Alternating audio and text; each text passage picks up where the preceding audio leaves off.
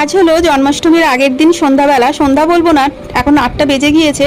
তো 8টার সময় আমরা বেরিয়েছি, মানে আমি, রিজো, মাম্মা তিনজনে মিলে বেরিয়েছি একটু জন্মাষ্টমীর কেনাকাটা করবার উদ্দেশ্যে। কারণ কি, রিজোর বাবার তো আজকের একদমই হাতে সময় নেই যে ও ঠাকুরের কেনাকাটা করে দেবে। তবুও সকালবেলা অনেক কিছুই কিনে কাটে এনে দিয়েছে, তাও অনেক কিছু বাকি রয়েছে টুকিটাকি, যেগুলো দোকান ঘুরে ঘুরে কিনতে হবে, আর সেগুলো করার মতো সময় একদম রিজোর বাবার ছিল না। তো ও ফোন করে বললো তোমরা বাজারে বেরো, বেরিয়ে সমস্ত কিছু কিনে নিয়ে যাও। তো আমি রেডি হয়ে রিজো মাম্মাকে নিয়ে বেরিয়ে এসেছি। তার আগে সন্ধ্যে থেকে অনেক কাজ ছিল, তোমরা জানোই বাড়িতে একটা পুজো হলে একা হাতে সমস্ত কিছু করতে হয়। ঠাকুরের বাসনপত্র সমস্ত রেডি করে রেখেছি ধুয়ে ধায়ে, আর ঘরদোর পরিষ্কার করে একদম পরিষ্কার বিছানার চাদর টাদর পেতে একদম ঘরদোর একদম পরিষ্কার নিট অ্যান্ড ক্লিন করে রেখে দিয়েছি। রিজোর বাবা নারকেল ছাড়িয়ে ধুয়ে রেখে দিয়েছে আর কি। আর আমি সন্ধ্যেবেলা মানে বাড়িতে গিয়ে আবার নারকেল কুড়তে বসবো।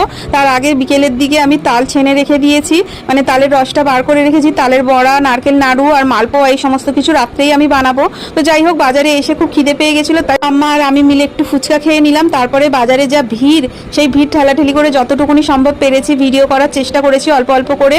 তো এখানে দেখো শুকনো চিড়ের যে নাড়ু আর বাতাসা, মুরকি এই সমস্ত কিছু পাওয়া যাচ্ছিল, ওখান থেকে একটু নিয়ে নিলাম। তারপরে চলে এসেছি মিষ্টির দোকানে। মিষ্টির দোকানে তো প্রচণ্ড লাইন পড়ে গেছে প্রত্যেকটা মিষ্টির দোকানে। তো এগুলো রিজোর বাবা করতে পারতো না, আমি না আসলে হতোও না, সে কারণে। তো যাই হোক, এই মিষ্টি টিষ্টি নিলাম। আর ফুলের দিকে তো হাতই দেওয়া যাচ্ছে না, ফুলের যা দাম হয়েছে মানে বলার মতো না। আগুন মানে আকাশ ছোঁয়া দাম বলছে। এক একটা মালার দাম বলছে 80-100 টাকা। ছোট ছোট মালা যেগুলো নর্মালি 20 টাকা করে বিক্রি হয়, সেগুলোকে 80 টাকা, 90 টাকা, 100 টাকা এরম বলছে। তারপরে গোপুর জামাও নেওয়া হয়নি, তো সে কারণে আমি একটু পছন্দ করে গোপুর জন্য জামা, মুকুট আর গহনা যা যা দরকার সেগুলো নিয়ে নিলাম। কারণ গোপুর জন্মদিন, আর নতুন জামা না পরালে হয়।